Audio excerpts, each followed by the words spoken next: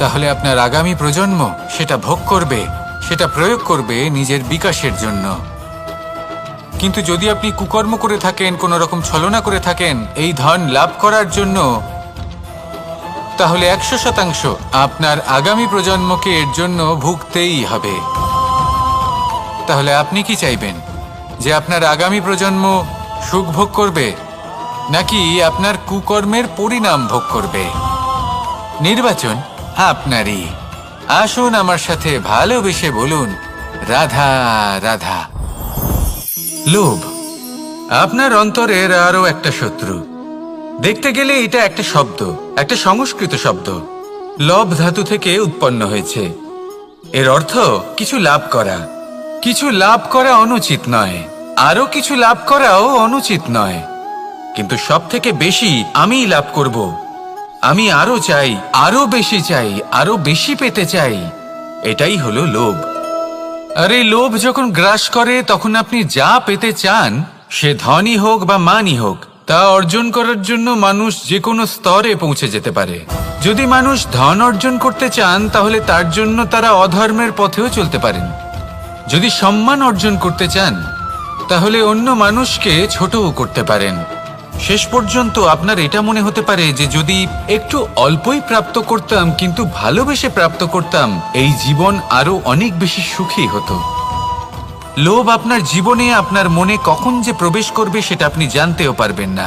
তাই এটা চিনতে শিখুন, আর তৎক্ষণাৎ জীবন থেকে বাইরে ফেলে দিন। যা কিছু লাভ করতে চান তা ভালোবেসে লাভ করুন, আর সেই ভালোবাসার সাথেই বলুন, রাধা রাধা। জীবনে ক্ষমা চাওয়া তাও কিছুটা সহজ, ক্ষমা করতে পারা অত্যন্ত কঠিন। ক্ষমা 2 অক্ষরের এই শব্দ হতে পারে, কিন্তু অত্যন্ত বড় এই শব্দ, অত্যন্ত গুরুত্বপূর্ণ এই শব্দ। কখনো কখনো অন্য কাউকে ক্ষমা করে দেওয়া তাও কিছুটা সহজ কাজ, কিন্তু নিজেকে ক্ষমা করতে পারা অত্যন্ত কঠিন হয়ে দাঁড়ায়। অতীতে যদি আমাদের এমন কোনো ভুল হয় যে কারণে আমরা নিজেকে ক্ষমা করতে পারি না, অনেক সময় এমন কিছু ভুল করে বসি যে বিষয় শুধু আমরাই জানি, কিন্তু আমরা নিজেকে ক্ষমাই করতে পারি না, আর আমাদের বিকাশ সেখানে স্তব্ধ হয়ে যায়। কারণ যদি আপনি ক্ষমা করতে না শেখেন, নিজেকে ক্ষমা যদি না করতে পারেন, তাহলে তা আপনার জীবনের সবথেকে বড় বাধা হয়ে দাঁড়াবে। সেই জন্য জীবনে অবশ্যই শিখুন যে কিভাবে নিজেকে ক্ষমা করতে হয়, আর শিখুন যে আগের করা ভুল আবার কি করে না করা যেতে পারে। এই মন হালকা হবে আর প্রসন্ন হয়ে বলবে, রাধা রাধা। এই সংসারে যখনই কোনো সমস্যা আসে, তখন আমরা আমাদের সব থেকে বড় সম্বলের কাছে আশ্রয় খুঁজি, তা হলো আমাদের বিশ্বাস। এবার প্রশ্ন হলো এটাই যে এই বিশ্বাস কার উপর করা যেতে পারে? পরিবারের ওপর, বন্ধুর ওপর, নাকি তাদের ওপর বিশ্বাস করা উচিত যাদেরকে আমরা কখনো সঙ্গ দিয়েছি? দেখুন, এই সংসারে বিপদের সম্মুখীন হলে কে আপনাকে সাহায্য করবে সেটা নির্বাচন করা আপনার হাতে নেই। সেটা সেই সকল ব্যক্তির উপর নির্ভরশীল যে তারা আপনাকে সাহায্য করবে নাকি করবে না। অর্থাৎ যখনই কোনো বিপদ আসে, সর্বপ্রথম তার সম্মুখীন আমাদের নিজেকেই হতে হয়, আর তার জন্য প্রস্তুত থাকা প্রয়োজনীয়। সেই শক্তি, সেই সাহস অর্জন করা প্রয়োজনীয়। দেখুন, যখনই অন্ধকার আসে, তখন সবার আগে কে আপনাকে ত্যাগ করে চলে যায়? আপনার নিজেরই ছায়া। এই অন্ধকারের সম্মুখীন হতে হয় অন্তরের প্রদীপের দ্বারা, অন্তরের আত্মা দ্বারা। তবেই আপনি অন্ধকারের ওপর জয়লাভ করতে পারবেন। সেই জন্য যে বিপদই আসুক না কেন, নিজেকে তার জন্য প্রস্তুত রাখা উচিত। সেই সাহস নিয়ে আসুন। এমন কোনো বিপদ নেই যা আপনাকে ভেঙে দিতে পারে। আসুন আমার সাথে ভালোবেসে বলুন, রাধা রাধা। মানুষ সবসময় চায় যে তার জীবনে যেন কখনো কোনো সমস্যাই না আসে। সে চায় তার জীবন যেন শুধুমাত্র শান্তি এবং সুখের দ্বারা পূর্ণ থাকে। কিন্তু এই চাহিদা অনুচিত কিছু নয়। আমরা সবাই এটাই চাই যে জীবনে সুখ থাক, শান্তি থাক। কিন্তু এই কথা সবসময় মনে রাখবেন, যে সূর্য উদিত হন সংসারকে প্রকাশমান করেন, দুপুরবেলায় সংসারকে রৌদ্র প্রদান করেন, সন্ধেবেলায় তাকেও অস্ত যেতে হয়। এবার আমাদের জীবন চক্র কিছুটা এরকমই। কোনো কিছুই চিরকাল একরকম থাকে না। কখনো এই নদীকে দেখুন, যা বয়ে চলেছে। এই নদী যা বয়ে চলেছে তার পথেও অনেক বিপদ আসে। বড় বড় পাথরের সম্মুখীন হয়ে তাকেও সামনে এগিয়ে যেতে হয়। একটি পুকুর যা চারদিক থেকে ঘেরা, তার জীবনে কিন্তু কোনো সমস্যা নেই। কিন্তু এই সংসারে পুকুরের পুজো করা হয় না, পুজো করা হয় নদীকে। মনে রাখবেন, সমস্যার ঊর্ধ্বে তিনি উঠতে পারেন যিনি সমাধি লাভ করেছেন, যিনি এই সংসারেই নেই। যিনি এই সংসারে আছেন এবং জীবিত আছেন, তার জীবনের সমস্যা হলো শ্বাসবায়ুর মতোই গুরুত্বপূর্ণ। আসুন আমার সাথে ভালোবেসে বলুন, রাধা রাধা। আজ আমি আপনাকে একটা ছোট্ট কাহিনী শোনাবো। একবার আমি, রাধা আর দাদা, আমরা তিনজনে মিলে লুকিয়ে একটা উপবনে গেলাম আম পেড়ে খেতে। অনেক পরিশ্রম করে আমরা ওখানে পৌঁছলাম আর আমরা আশ্চর্যচকিত হয়ে গেলাম এটা দেখে যে এবার তো আম পাকেইনি। এবার দাদা কি করলেন, একটা আম পাড়লেন আর সেটা চাখলেন, আর উনি নিরাশ হয়ে পড়লেন। উনি বললেন যে এটা তো খুবই টক। তারপর রাধা একটা আম পাড়ল আর সেটা চেখে দেখল, আর রাধা উৎসাহিত হয়ে পড়ল। আমি রাধাকে জিজ্ঞেস করলাম, কি হয়েছে, তুমি এত উৎসাহিত কেন? তখন রাধা বলল যে এবার এত বেশি টক আম হয়েছে যে এগুলো দিয়ে আমরা আচার বানাবো। তাহলে দাদা ওখান থেকে বেরিয়ে গেলেন নিরাশ হয়ে এবং খালি হাতে। রাধাও ওখান থেকে বেরিয়ে গেল কিন্তু উৎসাহিত হয়ে, আর অনেকগুলো কাঁচা আম সাথে নিয়ে। এর থেকে আমরা কি শিক্ষা পেতে পারি? যে প্রত্যেকটা স্থানে এমন কিছু রয়েছে যেখান থেকে আমরা কিছু একটা শিক্ষা লাভ করতে পারি, যা আমাদেরকে বিকাশের পথে নিয়ে যেতে পারে। এই শিক্ষা প্রত্যেক স্থানে আছে। সবকিছু আমাদের দৃষ্টিভঙ্গির উপর নির্ভর করছে। যখনই আমাদের জীবনে, আমাদের সম্পর্কে কোনো সমস্যা, কোনো বিপদ আসে, তখন বেশিরভাগ মানুষ সেই বিষয় নিয়ে দুঃখী হয়ে পড়েন। আর কিছু মানুষ এমনও থাকেন যারা শেষ পর্যন্ত তার সমাধান করেন, বিপদকে পরাজিত করেন, সম্পর্কগুলিকে আবার জুড়ে দেন। যদি আপনি সুখের খোঁজ করেন তাহলে আপনি সুখ অবশ্যই পাবেন, প্রসন্নতা অবশ্যই পাবেন। যদি আপনি দুঃখ খোঁজেন তাহলে দুঃখ অবশ্যই পাবেন। এবার আপনি কি খুঁজতে চান, সেই চয়ন আপনারই। আসুন আর আমার সাথে ভালোবেসে বলুন, রাধা রাধা। কখনো কোনো প্রজাপতিকে উড়তে দেখেছেন? কি সুন্দর উড়ে বেড়ায় সে, এক ফুল থেকে অন্য ফুলে, এক পাতা থেকে অন্য পাতার ওপর। কিন্তু সে কিভাবে উড়তে শেখে কখনো ভেবেছেন? জন্ম থেকেই কিন্তু প্রজাপতির ডানা থাকে না। ও কিন্তু ছোট্ট একটা ডিমের আকারে জন্ম লাভ করে। তারপর সেই ডিমটি ভেঙে একটি কীট বাইরে আসে। আস্তে আস্তে সে বড় হয়, ওর শক্তি বৃদ্ধি পায়। তারপর সে সেই কীট দশা ত্যাগ করে নিজের ডানাগুলি মেলে। এই প্রক্রিয়া তার কাছে সরল নয়, অত্যন্ত যন্ত্রণাদায়ক প্রক্রিয়া, কিন্তু সে সেই যন্ত্রণা মেনে নেয়। আর তারপর আস্তে আস্তে সে উড়তে শেখে। শুধুমাত্র আকাশে উড়ে বেড়ায় তা নয়, আমাদের মনের মাঝে উড়ে বেড়ায়। এবার এই ডিম থেকে প্রজাপতি হয়ে ওঠার যে যাত্রা, এটা যতটা কঠিন, ততটাই কঠিন হয় এই সংসারে শ্রেষ্ঠ কর্ম করা, ততটাই কঠিন হয় এই সংসারে মহান হয়ে ওঠা। সেই জন্য প্রয়োজনীয় প্রচেষ্টা এবং সময়। নিরন্তর প্রচেষ্টা করতে থাকুন, পর্যাপ্ত সময় নিন, এবং আপনি নিজেকে এই আকাশে উড়ন্ত অবস্থায় পাবেন। আসুন আমার সাথে ভালোবেসে বলুন, রাধা রাধা, রাধা রাধা। আপনারা হয়তো ভাবছেন কি আশ্চর্য ব্যাপার, প্রত্যেকবার আমি কথা শেষ হওয়ার পরে রাধা রাধা বলি। এইবার আমি আগেই বলে দিলাম। কারণটা কি? কারণ হলো অত্যন্ত বিশেষ। প্রত্যেকবার কথা সমাপ্ত হবার পরে আপনাদের সবার মধ্যে ভালোবাসা বিতরণ করতে চাই, তাই রাধা রাধা বলি। কিন্তু এইবার এই নতুন এবং বিশেষ সূত্রপাতে প্রথমে প্রেম বিতরণ করা অত্যন্ত আবশ্যক। এবার একটা বিষয় আছে যা জানেন হয়তো সকলেই, কিন্তু বুঝতে খুব কম জন পারেন। এই প্রেম, এই আনন্দ, এই সকল কিছুর সূত্রপাত হয় নিঃস্বার্থ আবেগের দ্বারা। ঠিক যেমন একজন মাতাকেই দেখে নিন। যখনই একজন মাতা সন্তানকে জন্ম দেন, তখন এই সংসার ভুলে যায় যে তার জন্য এটা একটা নতুন জন্ম। কারণ একজন নারী তখন একজন মাতৃরূপে নতুনভাবে জন্ম নেন। একজন নারী স্ত্রী ও গৃহবধূ রূপে কিছু অধিকার লাভ করে থাকেন, কিন্তু তিনি যখন মা হয়ে যান, তখন তিনি শুধুই দান করতে শেখেন। নিজের সন্তানের জন্য কত কিছুই না করেন, তাকে বাৎসল্যের সাগরে ভাসিয়ে নিয়ে যান। এই সংসারে রাজকুমার জন্ম নিতেই পারেন, তাকে রাম এবং লক্ষণ কিন্তু মায়েরাই বানিয়ে তোলেন।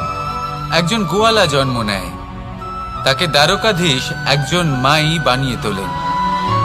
পিতা হলেন সেই পর্বত যার একটা অংশ হলো তার সন্তান, কিন্তু মা হলেন সেই শিল্পী যিনি একটা পাথরকে খোদাই করে এমন এক মূর্তি গড়ে তোলেন যাকে সকলে পূজনীয় মনে করেন।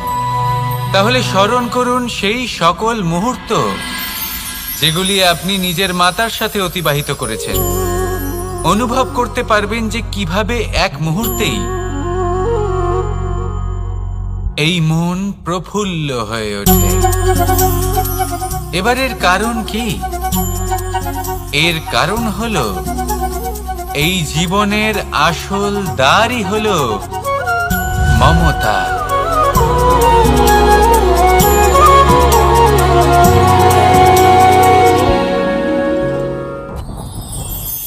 যত শক্তিশালী এই মন, তত শক্তিশালী এই শরীরও।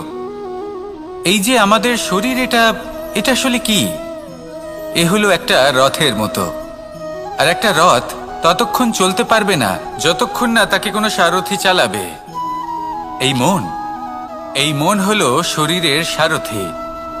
এবার ভাবুন, যদি এই সারথি শক্তিহীন হয়, দুর্বল হয়, তাহলে এই রথের কি হবে?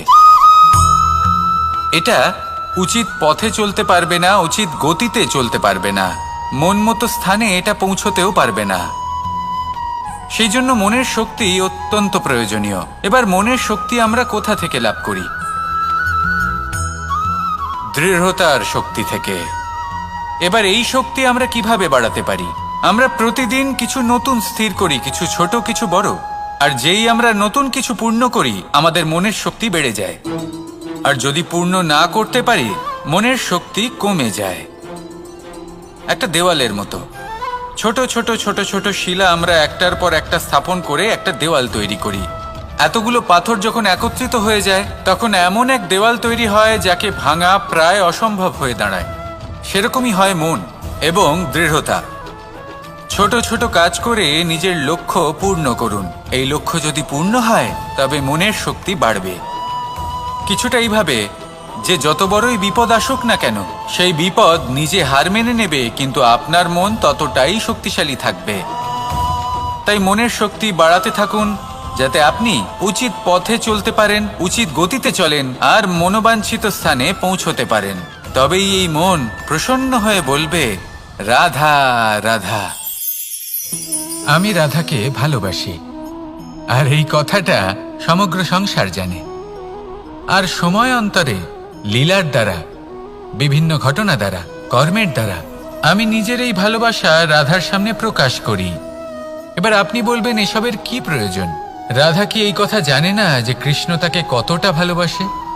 অবশ্যই জানে, কিন্তু এই যে ভালোবাসা, তা মনে রেখে দেওয়ার জন্য নয়, তা প্রকাশ করার জন্য। আর বারংবার এই ভালোবাসাকে প্রকাশ করা উচিত, উচিত সময় এবং উচিত সুযোগ দেখে। কিরকম? এবার যদি আপনি প্রেমীর সাথে কোনো উৎসবে থাকেন, তাহলে তার সাথে নৃত্য সঙ্গীত করুন। যদি ভিড়ের মাঝে থাকেন তখন প্রেমিকে সম্মান করুন, একান্তে প্রসাধন করুন। দুঃখের সময় তার হাত ধরে থাকুন, সুখের সময় আলিঙ্গন করে রাখুন। এই প্রেম যত প্রকাশ করবেন ততই এই প্রেমের বৃদ্ধি হবে। এই প্রেম আরো বেশি গভীর হবে, অটুট হবে। তাই এই প্রেমকে মনে নয়, আপনার জীবনে স্থান দিন। মন খুলে প্রকাশ করুন আর আমার সাথে ভালোবেসে বলুন, রাধা রাধা। মুঠো হাতের শক্তি বেশি, মুঠো খুললেই তা দুর্বল। তা এমন কি থাকা উচিত এই বন্ধ মুঠোয় যা লাখের সমান? মানসিকতা এবং স্বপ্ন। মানুষ জন্মগ্রহণ করে, তার মানসিকতা সময়ের সাথে উন্নত হয়। মানসিকতা অনুযায়ী সে স্বপ্ন দেখে, আর সেই স্বপ্ন সার্থক করতে সে পরিশ্রম করতে থাকে। কিন্তু খুব গুরুত্বপূর্ণ একটা কথা আছে যা আপনার মনে রাখা উচিত। আপনার এই মানসিকতা, আপনার এই স্বপ্ন, তা যেন আপনার নিয়ন্ত্রণে থাকে। আপনার বন্ধ মুঠোয় যেন এর লাগাম থাকে, আপনি যেন এর প্রভু হন। যদি তা হয় তবেই আপনি লাভবান হবেন। যদি এরা আপনাকে নিয়ন্ত্রণ করতে থাকে, যদি আপনার মুঠো খুলে যায়, না পথ আপনার নিয়ন্ত্রণে থাকবে, না মানসিকতা থাকবে, না স্বপ্ন নিয়ন্ত্রণে থাকবে। আর যদি তাই হয় তাহলে আপনি আপনার ভবিষ্যৎ নষ্ট করে ফেলবেন। তাই নিয়ন্ত্রণ করতে শিখুন নিজের বিচার বুদ্ধি, নিজের মানসিকতা, নিজের স্বপ্নকে। নিজের এই স্বপ্ন পূরণ করুন আর আমার সাথে ভালোবেসে বলুন, রাধা রাধা। আমার কাছে যশোদা মা যেমন, আমার কাছে দেবকী মা যেমন, আমার কাছে ঠিক তেমনই হলেন গোমাতা। এবার ভেবে দেখার বিষয় হলো এটা যে এই সংসারে অসংখ্য প্রাণী আছে। একজন গাইকে একজন মায়ের মর্যাদা কেন দেওয়া হয়? তাহলে এর অনেকগুলো কারণ আছে। এই গাই অর্থাৎ গোমাতা, এনারা হলেন অত্যন্ত শান্ত, শান্তি প্রিয়, কখনো কারোর কোনো ক্ষতি করতেই পারেন না। গোমাতা যে দুধ নিজের বাছুরকে পান করান সেই দুধই আমাদেরও দেন। সেই দুধ পান করে আমরা শক্তি লাভ করি। এই দুধ থেকে আমরা মাখন, ঘি, পায়েস, এইসব সুস্বাদু খাবার লাভ করি। গোমাতার গোবর আমাদের জ্বালানি হিসেবে সাহায্য করে, যার ফলে খুব কম সংখ্যক কাঠ ব্যবহার করা যায় এবং বেশিরভাগ জঙ্গল সুরক্ষিত থাকে। গোমাতার গোমূত্র, সেটাও আমাদের কাছে লাভজনক। এর দ্বারা আমরা অনেক রোগ থেকে মুক্তি লাভ করতে পারি। গোমাতা যখন একটি বাছুরকে জন্ম দেন তখন সেই বড় হয়ে আমাদের ক্ষেত কর্ষণ করে। সেই জন্য গাইকেও জীবনে মায়ের মর্যাদা দেবেন। যতটা সম্ভব তাকে সেবা করুন এবং ভালোবেসে তাকে পালন করুন। এই মন নিজে থেকেই প্রসন্ন হয়ে বলবে, রাধা রাধা। চলতে থাকা, থেমে যাওয়া, বিশ্রাম নেওয়া, তারপর দম নিয়ে পুনরায় দাঁড়িয়ে পড়া, আর তারপর আবার সেই পথ চলা। এটা জীবনের অভিন্ন এক অঙ্গ, এটার থেকে আপনি পালাতে পারবেন না। কিন্তু এই অঙ্গকে আপনি নিজের জীবনে কিভাবে প্রয়োগ করবেন, কিভাবে তাকে কাজে লাগাবেন, সেই সিদ্ধান্ত আপনাকে নিতে হবে। যারা হেরে যান তারাও জীবনে থমকে যান, আবার যারা জেতেন তারাও দাঁড়িয়ে পড়েন। যারা হেরে যান তারা হাঁপিয়ে দাঁড়িয়ে পড়েন, যারা জিতে যান তারা দাঁড়িয়ে পড়েন সেই সর্বোচ্চ স্তরে পৌঁছে গিয়ে। এবার দাঁড়াতে তো আপনাকে হবেই, তা হতেই হবে। কিন্তু কখন, কিভাবে দাঁড়াবেন, ক্লান্ত হয়ে নাকি সর্বোচ্চ স্তরে পৌঁছে গিয়ে, সেই সিদ্ধান্ত আপনার। অবশ্যই দাঁড়িয়ে পড়ুন, কিন্তু ক্লান্ত হয়ে নয়, কারণ আপনাকে পুনরায় দাঁড়িয়ে পড়তে হবে, পুনরায় যাত্রাপথে এগোতে হবে এবং সর্বোচ্চ স্তরে পৌঁছতেই হবে। রাধা রাধা। স্বপ্ন, আমরা জীবনে স্বপ্ন দেখতে থাকি, সেটা পূরণ করার পূর্ণ প্রয়াস করে থাকি। কিন্তু এই স্বপ্ন পূরণ না হওয়ার পরিস্থিতিতে আমরা ভেঙে পড়ি, ছিন্ন বিচ্ছিন্ন হই, আর তারপর এই বোঝা আমরা আগামী প্রজন্মের ওপর রীতিমতো চাপিয়ে দিই। আমরা এটাই মনে করি যে আমরা যেটা হতে পারিনি সেটা আমাদের সন্তান অবশ্যই হবে। আমরা যা কখনো পাইনি, আমাদের সন্তান অবশ্যই তা পাবে। এটা যে অনুচিত সেটা আমরা ভাবি না, কিন্তু এটা ভুল। আর এই ভুল আমরা সকলেই করে থাকি। সন্তান প্রকৃতি আর পরমাত্মার আশীর্বাদ। ওদের ভেতরে তাদের নিজের একটা অস্তিত্ব লুকিয়ে থাকে, সেটা রাধা রাধা। এই পুকুর দেখছেন আপনি? পুকুরের জল কখনো প্রবাহিত হয় না, একই স্থানে জমে থাকে। আর সেই কারণে কিছুদিন পর ময়লা হতে শুরু করে। কিন্তু তাও আমরা একে ত্যাগ করি না, আমরা তবুও একে পুজো করি। শুধুমাত্র এই কারণে নয় যে অতীতে সে আমাদের তৃষ্ণা মিটিয়েছে, কিন্তু এই কারণেও যে যদিও বা সে ভবিষ্যতে আমাদের তৃষ্ণা না মেটায়, কিন্তু প্রয়োজন হলে আগুন অবশ্যই নেভাতে পারে। ঠিক সেই রকমই হয় আমাদের সম্পর্ক, যা আমরা বহু বছর পরিশ্রম করে তৈরি করি, যে দরকার পড়লে আমাদের সহায়ক হয় কোনো না কোনোভাবে। সেই জন্য সম্মান করতে শিখুন এই সম্পর্কগুলিকে, শিখুন এই সম্পর্কগুলিকে অটুট রাখতে। কথায় কথায় এই সম্পর্কগুলিকে ভেঙে দিতে শিখবেন না। রাধা রাধা। বিষ, এই শব্দটা শুনলেই মনে অনেক কল্পনা জন্ম নেয়। কল্পনা অসহ্যকর তিক্ততা, কল্পনা অত্যন্ত বেদনাদায়ক মৃত্যু। এবার যদি আপনাকে জিজ্ঞেস করা হয় যে সবচেয়ে বিষাক্ত বিষ কোনটা, তাহলে আপনি কি বলবেন? কেউ বলবে সর্পের বিষ, কেউ বলবে কাঁকড়া বিছের, কেউ বলবে কালকিউটের বিষ। কিন্তু না, এই সমস্ত রকম বিষ সেই বিষের সামনে টিকতে পারবে না যাকে আমরা বলে থাকি কানের মধ্যে ঢালা বিষ। শুনতে অত্যন্ত মিষ্টি, কিন্তু তিক্ততায় অত্যন্ত বিষাক্ত। পেটের মধ্যে যাওয়া এই বিষ শুধুমাত্র একটি মানুষের মৃত্যুর কারণ হয়, কেবল একটি। কিন্তু কানের মধ্যে ঢালা এই বিষ একাধিক সম্পর্কের নাশ করতে পারে। আর এটাতে সেই ব্যক্তির ভুল নেই যে আপনার কানে বিষ ভরেছে, আপনি তাকে দোষ দিতে পারেন না। এখানে দোষ আপনার নিজের, যে এই বিষকে আপনি নিজের উপরে প্রভাব ফেলতে দিয়েছেন, এই বিষকে সুযোগ দিয়েছেন আপনার ক্ষতি করতে। এটা আপনার ভুল। সেই জন্য কুমন্ত্রণায় কখনো কান দেবেন না।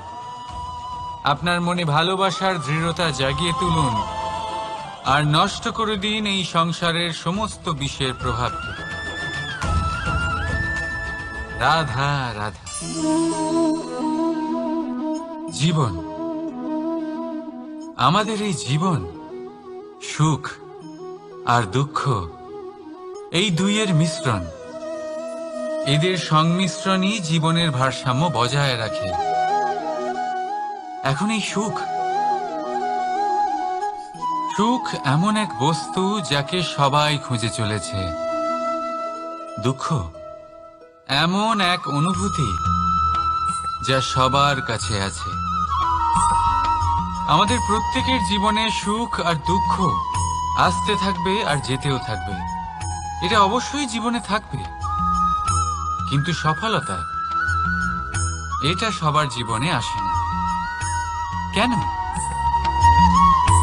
কারণ এই সফলতা সুখ আর দুঃখের দ্বারা প্রাপ্ত হয় না। সফলতা প্রাপ্ত হয় নিজের উপরে বিশ্বাস করতে থাকলে। আকাশের ওই সূর্যকে দেখুন, সূর্যের বিশ্বাস আছে নিজের উপর যে সে সমস্ত জগৎকে আলোকিত করতে পারবে, নিজের প্রথম রশ্মি দিয়ে অন্ধকারকে দূর করতে পারবে। সূর্য এই বিশ্বাস নিয়েই আসে, আর কিছুক্ষণের মধ্যেই সমস্ত সংসার থেকে অন্ধকারকে বিনাশ করে ফেলে সে। তাহলে মনে রাখবেন, এই সুখের আভাস এই দুঃখের অনুভূতি আসতেও থাকবে আর যেতেও থাকবে। শুধু নিজের উপরে বিশ্বাস রাখুন, তারপর দেখবেন এই সফলতা আপনার দাস হয়ে থাকবে। রাধা রাধা। চাঁদ কত শ্রেয়, শুভ্র, কত সুন্দর, কিন্তু যদি আপনি মনোযোগ সহকারে দেখেন তাহলে দেখবেন এই চাঁদেও দাগ আছে। আর এই দাগগুলি থাকার কারণে কি এই চাঁদের মাহাত্ম্য কখনো কমে যায়? কখনো নয়। এর কারণ হলো চাঁদের নিরন্তর চেষ্টা। একবার এই আকাশে দেখুন, এই অন্ধকার সবসময় চেষ্টা করে চাঁদকে ঢেকে দেওয়া, কিন্তু এই চাঁদ সবসময় এই অন্ধকারের সাথে লড়াই করতে থাকে। অমাবস্যা থেকে শুরু করে চাঁদের এই যাত্রা পূর্ণিমা অবধি পৌঁছেই যায়। আর তাই এই চাঁদের পুজো করা হয়, এই কারণে এই চাঁদকে মাহাত্ম্য দেওয়া হয়। এইভাবেই যদি আপনার মধ্যে কোনো দোষ থাকে, কোনো খারাপ কিছু থাকে, তাহলে সেটা কোনো বড় ব্যাপার নয়। চেষ্টা করুন সেটাকে শুধরে নেওয়ার, কিন্তু সেই কারণে নিজেকে খারাপ মনে করা এটা অনুচিত। নিজের ভুলগুলো, নিজের দোষগুলো, নিজের খারাপ দিকের কথা ভুলে আপনি এই সংসারের ভালোর দিকে প্রস্থান করেই দেখুন না। আপনি দেখবেন আপনার অন্তরের তেজ ঠিকরে বেরোচ্ছে। রাধা রাধা। এই পিঁপড়েদের দেখছেন আপনি? সবাই একই রকমের। এদের মধ্যে তফাৎ খুঁজে বার করা অসম্ভব। মনে হয় যেন ওদের আলাদা আলাদা অস্তিত্বই নেই। কিন্তু যদি আপনি মন দিয়ে দেখেন তাহলে দেখবেন প্রতিটা পিঁপড়ের আলাদা কাজ নির্ধারিত, তাদের আলাদা অস্তিত্ব আছে। কেউ বাড়ি বানানোর জন্য মাটি সংগ্রহ করতে পটু, কেউ ঢিপি বানাতে পটু, কেউ খাবার খোঁজায় পটু, আবার কেউ সেই খাবার আনায় পটু। ঠিক সেরকমই হয় মানুষেরা।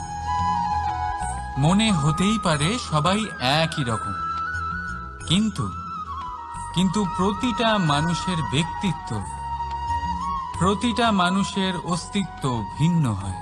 আর সত্যি কথা বলতে কি, প্রতিটা মানুষের ভিন্নতাই আমাদের প্রগতির দিকে নিয়ে যায়।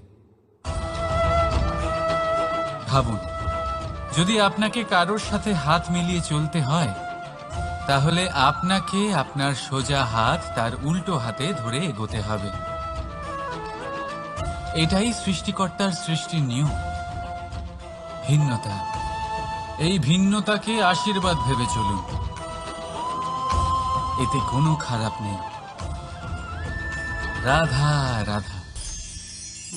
দাদা আমাকে বহুবার জিজ্ঞেস করেন যে কানাই, তুমি রাধার সাথে এই সংসারকে প্রেম শেখাতে এসেছো, তাহলে কেন তুমি রাধাকে এত বিরক্ত করো? কেন ও তোমাকে বিরক্ত করে? কেন এই ঝগড়াঝাটি হয়? কেন এই টানাপোড়েন চলে? এবার এটার উত্তর আমি কিছুটা এইভাবে দিতে চাই। পিঁপড়ে সেই বাড়িতেই প্রবেশ করে যেখানে মধু উপস্থিত আছে। যদি আপনার বাড়িতে মধু থাকে, কোনো মিষ্টি জিনিস থাকে, মিষ্টত্ব থাকে, তাহলে পিঁপড়ে সেখানে অবশ্যই প্রবেশ করবে। ঠিক এইরকমই হয় আমাদের সম্পর্ক। এর মধ্যে ছোটখাটো ঝগড়াঝাটি, টানাপোড়েন, রাগ করা, মন ভাঙানো, এই সব তো চলতেই থাকে। বিশেষ করে সেই সম্পর্কগুলিতে যেখানে মিষ্টত্ব আছে। মনে রাখবেন, যেই সম্পর্কে কোনো খুনসুটি নেই, রাগ করা, মান ভাঙানো নেই, কোনো ছোটখাটো ঝগড়াঝাটি নেই, সেই সম্পর্ক শুধুমাত্র মস্তিষ্ক দিয়ে পালন করা হচ্ছে, মন থেকে নয়। তাই মন থেকে ভালোবাসতে শিখুন। আর এই ছোটখাটো ঝগড়াঝাটির, এই অম্ল মধুর খুনসুটির আনন্দ উপভোগ করুন, কারণ এতেও ভালোবাসা আছে। রাধা রাধা। এই পুস্তক বড়ই কাজের জিনিস। কাহিনী হোক কবিতা হোক, স্মৃতি হোক, এতে যাই লিখে দেবেন তা ভবিষ্যতের পুঁজি হয়ে যাবে। কিন্তু যদি কখনো এমন হয় যে এই পুস্তক ময়লা হয়ে যায়, বা যদি কোনো পাতায় আপনি ভুল করে কালি ফেলে দেন, বা কোনো বাক্য লিখতে গিয়ে আপনি ভুল করে ফেলেন, তাহলে আপনি কি করেন? সেই পুস্তক কি আপনি তুলে ফেলে দেন?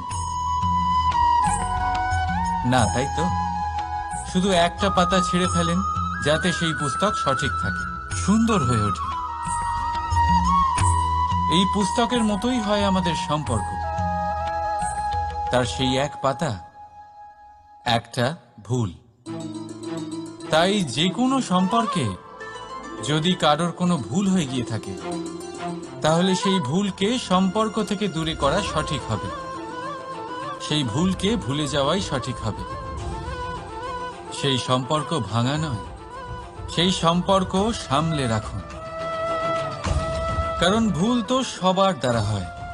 যদি এরকম করেন, তবেই জীবনরূপী পুস্তক আরো সুন্দর হয়ে উঠবে। একে অপরকে ক্ষমা করতে শিখুন, একে অপরের ভুলকে ভুলে যেতে শিখুন। তারপর দেখবেন এই জীবনে আরো আনন্দ আসবে, আর এই সম্পর্ক নিঃশ্বাস নিতে থাকবে। রাধা রাধা।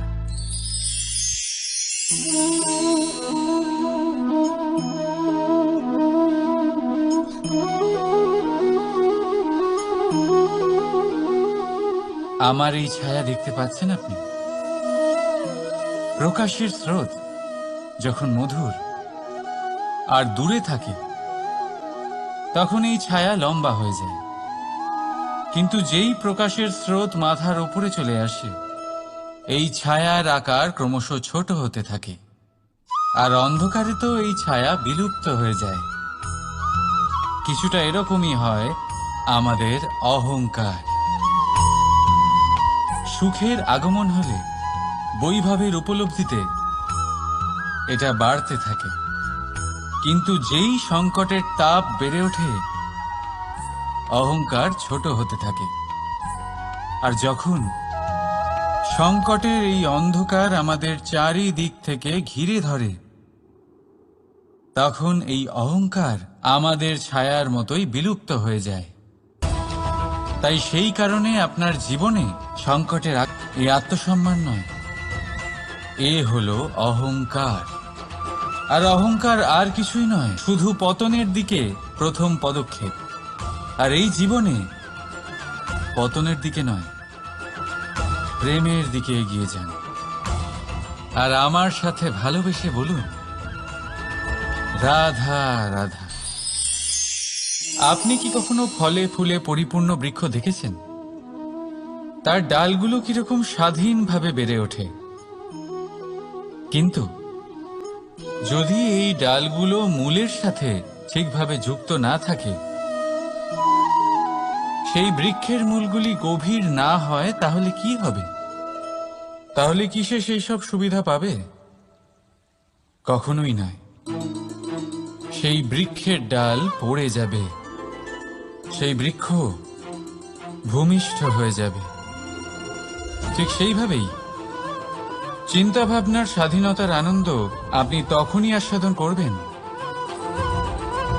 যখন আপনার শিক্ষা গভীর হবে। তাই স্বাধীন থাকুন দৃষ্টিভঙ্গিতে, কিন্তু যুক্ত থাকুন শিক্ষার সাথে। রাধা রাধা। সমাজ, আমরা এই সমাজে বাস করি, আর বহুবার একটা গুরুত্বপূর্ণ কথা ভুলে যাই। এই সমাজ আমরা সকলে মিলে তৈরি করি। সমস্ত সময় কাটিয়ে দিই এইটা ভাবতে ভাবতে যে এই সমাজ কি ভাববে,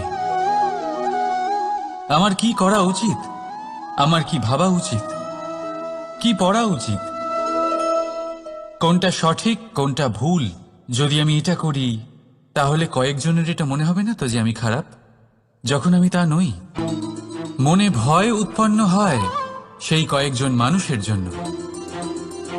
তার কারণ হলো আমরা আমাদের মনের কথা শুনতে পাই না। না শুনতে পাই, না বলতে পারি, আর না করতে পারি। সেই কয়েকজন মানুষের ভয়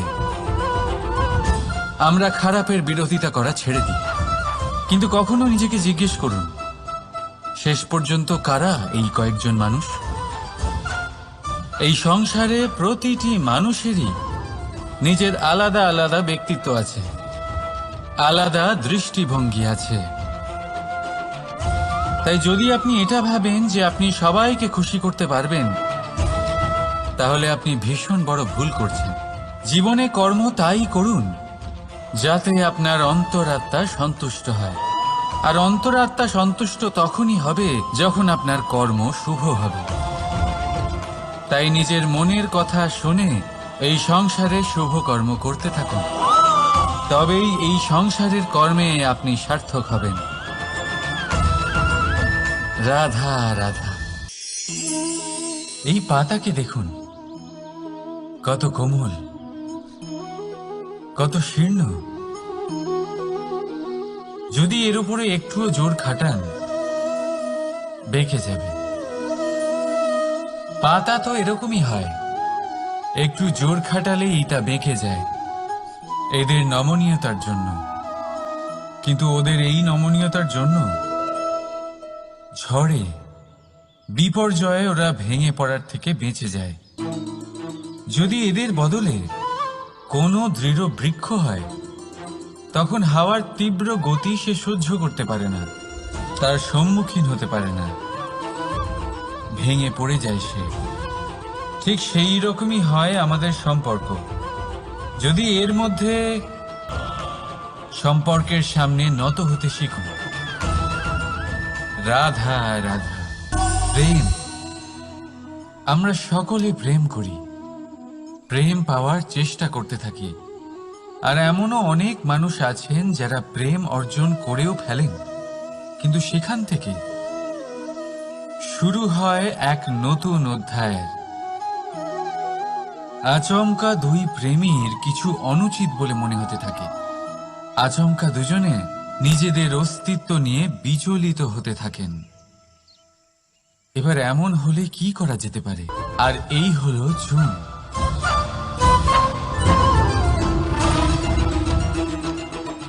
এবার এটাকে দেখুন, যখন চুন আর হলুদকে একসাথে মিলিয়ে দেওয়া হলো, তখন ওরা নিজেদের রং ত্যাগ করে দিয়ে একটা নতুন রং তৈরি করল। প্রেমের রঙও কিছুটা এইভাবে অর্জন করা হয়। এখানে কোনো আমি থাকে না, শুধু আমরা হয়, শুধু একাত্ম হয়। সেই জন্য ত্যাগ করুন নিজের অস্তিত্বকে, আর মনের উত্তেজনাকে আলিঙ্গন করুন। তারপর দেখুন আপনার এই প্রেম আপনাকে কোথায় কোথায় নিয়ে যায়। রাধা রাধা।